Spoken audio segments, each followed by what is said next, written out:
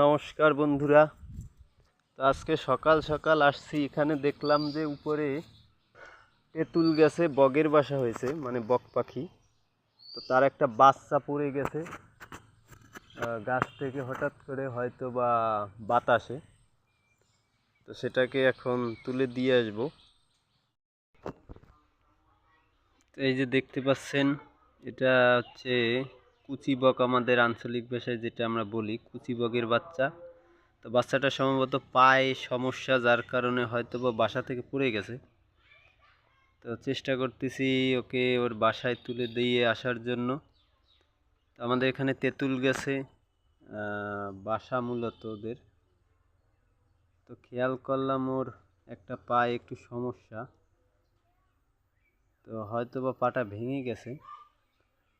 তো তারপরও দিয়ে আসছি বাসায়, চেষ্টা করব। তো উঠতে হলে আমাকে ওকে হাতে নিয়ে উঠা যাবে না, যার কারণে একটা ব্যাগে করে নিয়ে তারপরে উঠতেছি। কারণ হাতে নিয়ে উঠতে গেলে পারা যাবে না, কারণ অনেক মোটা গাছ দেখতে পাচ্ছেন এটা। তো এর বাসা মূলত একদম গাছের মগডালে। তো আমাকে উঠতে হবে একদম মগডাল পর্যন্ত।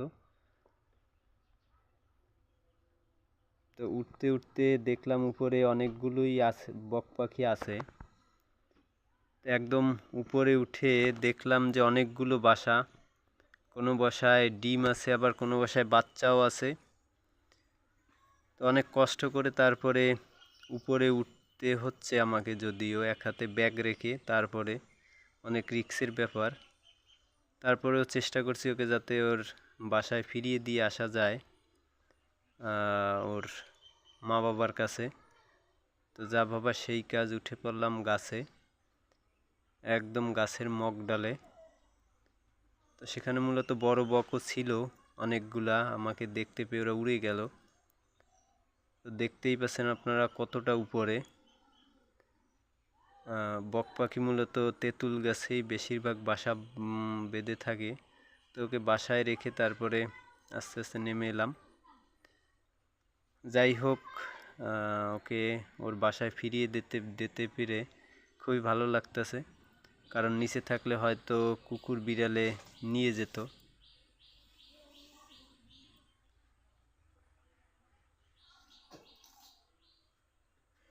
তো ওকে দিয়ে আসার পরে আস্তে আস্তে নিচের দিকে নামতেছি।